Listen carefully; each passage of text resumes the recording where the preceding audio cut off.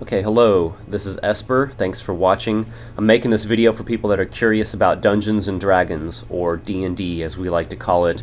I have played now for a little over 5 years. I have DM'd the majority of that. I started off with 3rd edition, or 3.5 if you want to get technical, and I and my gaming group now play 4th edition, which is the current edition of the game. That is where everything in D&D is happening right now. It's where all the innovations are, and it's really a cool thing to be a part of. I'm not going to give you a history lesson. I would just say if you want to learn about the backstory of the game, go to Wikipedia and search it. There's some real neat stuff on there. You'll be amazed to see how it's really just shaped all modern role-playing games, and really has a lot to do with just modern gaming in general. Getting started, most people join an existing group, so you might have heard about D&D from a friend or know somebody that plays it and kind of wondered, what in the world is that? I don't quite understand what that is with all the dice and all that jazz. So that is about the easiest way to get started, is to just know somebody or meet somebody that plays and attempt to join an existing group. You could try to start everything from scratch and get a whole group together from scratch and have everybody try to learn the rules together. That would be trickier, but you could do it. Anyways, what do you need to buy to get started? As a player, all that you'll need to buy is the player's handbook and a set of dice. The DM or Dungeon Master needs the Dungeon Master's Guide and the Monster Manual. The DM is the person who does not play a single character, but he or she puts together the story and runs the adventures, whether they're pre-made or written, whether or not he or she runs a pre-made one or writes his own.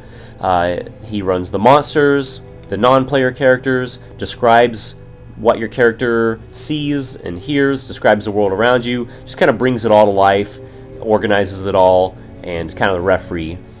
So it's kind of a big job to be the DM. You as a player, all you'll need to do is just focus on your one character and know what your character can do, and enjoy your character.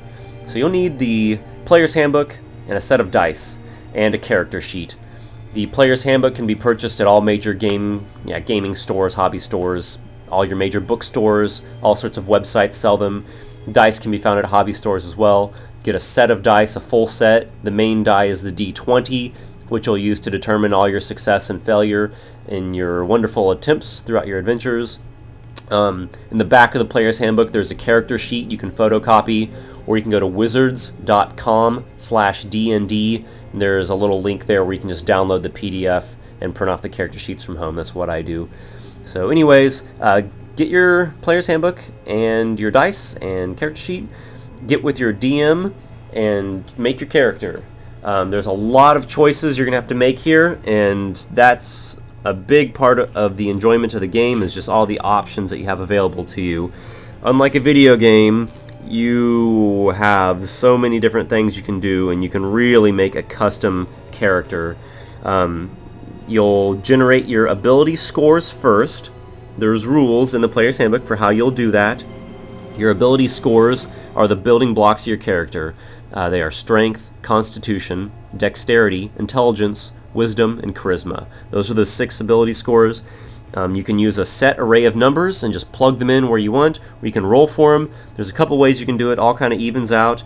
And then you're going to go on to picking your race and your class. The game is going to say, black and white, what ability scores are good for what classes, and how the different ability scores affect your character, and what they do for you. But yeah, you'll pick your race, like your elf, dwarf, human, halfling, dragonborn, tiefling. There's a bunch of different races, and then you'll pick your class: fighter, wizard, ranger, cleric, and etc. There's others, and as well there are supplemental books that have additional races and classes to add even more options. Within your race and your class, you're going to have different powers at your disposal, different things that you can do to overcome the various challenges that you'll face throughout your adventuring career, be them combat challenges or traps and hazards, skill challenges. Really, there's a bunch of different ways that you can be presented with challenges in D&D. But it's going to tell you right out in the player's handbook what you're going to get to pick within your class, what skills that you can pick, what feats. Or actually, it doesn't say what feats you can pick, but feats are an interesting thing. Feats are something that every class gets, and they are little perks that make your character a little bit better and a little bit more unique. So just by reading through the book, it's going to give you some help on building your character. Your DM will help you with that as well, and then you'll pick some equipment like your weapon, armor, implement for magic users and whatnot. And then as you adventure, you're going to go on different quests and encounter all sorts of different things, and from your success you're going to gain experience points, which will help you level up to get more options and become stronger, and you're going to get treasure to add to your arsenal. You're going to get little goodies that you can wield in the midst of combat and other situations to help you win the day. So that's really kind of the core of D&D. Is it's a narrative between you and the Dungeon Master, and you're going to go through these adventures that he or she has made, and they're going to involve all sorts of things from as lowly as saving a trade road from raiding orcs to saving an entire universe. So they can go from very lowly to extremely epic throughout the course of an adventuring career. And you're going to go from quest to quest or adventure to adventure, and over time that strings into an overarching campaign. And these can last for months, even years. It's kind of like being part of a fantasy novel or a fantasy movie, and you as a character in it get to decide how you affect its outcome, and you help shape it. It's a living, ongoing fantasy story, so it's very creative. Combat, I'll touch briefly on combat. When you get into a combat situation, which does happen a lot in D&D, usually, the game kind of slows down into a round-by-round progression. So you will actually everything will kind of pause. Everybody will roll for initiative to see what order you're going to act in, who gets to go first. And you're going to have a set number of actions you're going to be able to take on your turn. Here is an example of what a combat encounter might look like. I'm using Dungeons & Dragons miniatures and dungeon tiles here. Everybody I've ever known that played the game used the miniatures. I've heard you can play D&D without the miniatures. I don't imagine it would be quite as good, but I guess you could do it if you really wanted to. Your DM most likely will have some miniatures already. And so here's a little encounter set up in a dungeon, and as you can see, the players have just come down from the stairs. They're in this room here. There are fire braziers, there are some stone sarcophagi, there is a pit with some green sludge at the bottom, and there is, of course, the monsters. Oh, there's a set of double doors behind those two big ones, if you can see them. Optionally, here's a different way you can do this. Here's a hand-drawn version of the same combat encounter. I actually hand-draw a majority of my encounters, and then when I'm done, I can just erase them. I use a vinyl pre-gridded with a 1-inch grid battle mat and just good old washable markers, so I can erase it and redraw new rooms. And that's great for just doing all sorts of custom things on the fly.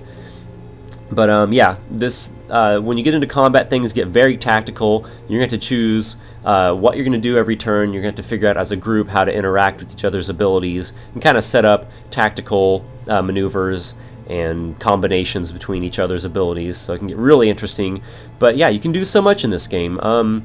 The stone sarcophagi provide cover, so it can make it harder to hit targets, or it can really help you or hurt you depending upon who has cover.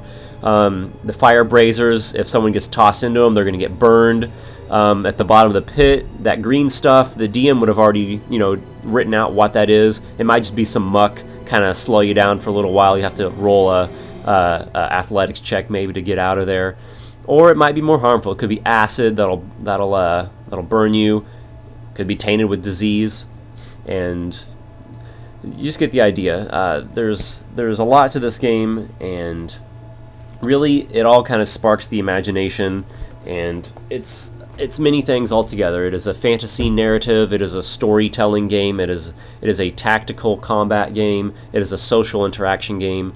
I'm kind of running out of time here. There's so much I could talk about on this topic. It's such a huge topic, and it's a big interest of mine. Just let me know if you like the video, if you want to see some more videos like this, if you'd like to see part of a game session or a combat encounter, or if you want some tips on making a good character. Just let me know. I'd be happy to put something together for you. Again, thanks for watching, and happy adventuring.